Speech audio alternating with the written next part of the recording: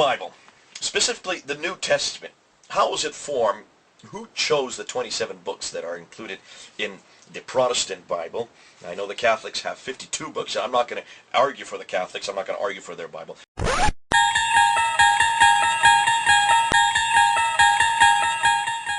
The 27 books that are considered to be part of the canon, there were 5 criteria that they used. Let me just go through the 5 criteria very quickly. First was it written by an apostle? Was it written by a man of God, somebody that was considered to be an apostle within the church? That was the first criteria. Secondly, did that person, that individual who wrote it, did they prove that they were a man of God? Did they prove they are apostle by doing a miracle or a prophecy? Thirdly, did the message tell the truth about God? Were there any contradictions? Were there any errors? If there were, throw it out. If in doubt, throw it out was always the phrase that was used. If that really was the criteria, then the Bible would be looking something more like this. Did it have the power of God? Fourthly, did it change lives? Did this book change lives? And then lastly, fifthly, was it accepted by the people of God? All the way through the early churches, the 1st, 2nd, 3rd, 4th century, until when Christianity then became the state religion. Those first 4 centuries, was it used by people? Did they use it? Those were the 5 criteria that were demanded of any canonical book.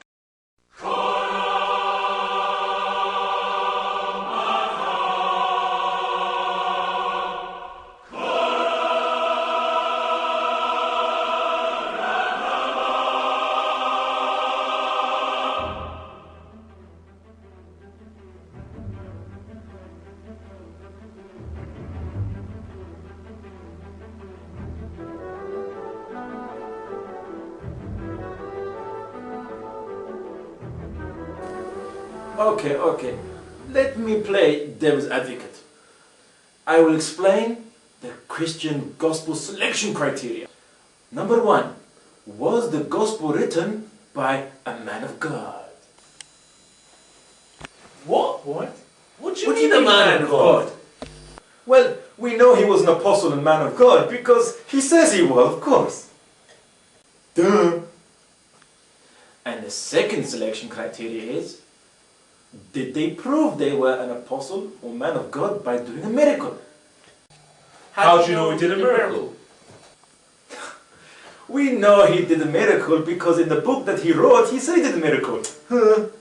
So we only know it because he wrote it in his book? Yeah, that's how we know these things. I mean, like the apostle J.K. Rowling wrote in her book that Harry Potter did many miracles, so she must be an apostle as well. Ah, so until you explained it, it didn't make rational sense. And the third selection criteria is, did he tell the truth about God? That seems fair enough. Yeah, but wait a minute. How do you know what is the truth about God? Everybody knows that the truth about God is whatever the early Christians said that was true about God.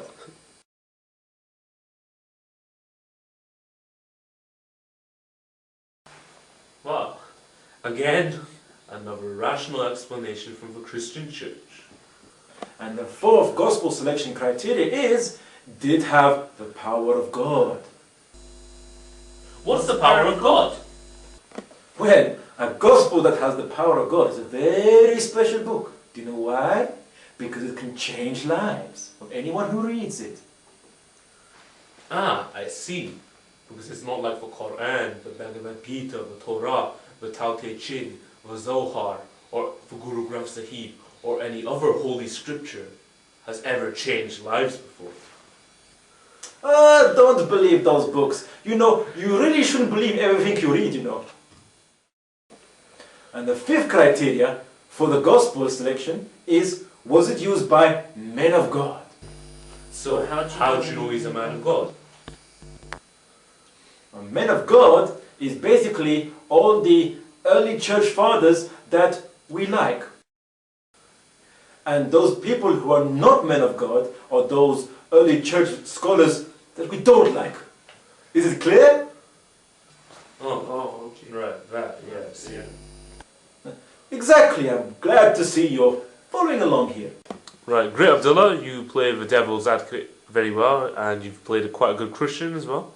Oh, thank you. And I like the accent. What accent?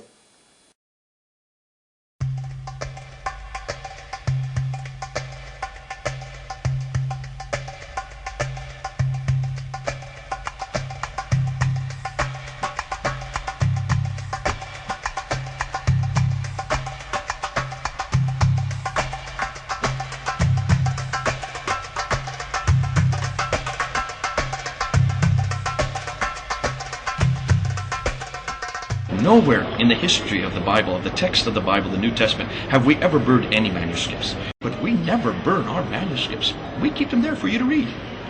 We didn't burn our manuscripts at all. There's no reference to anybody burning them.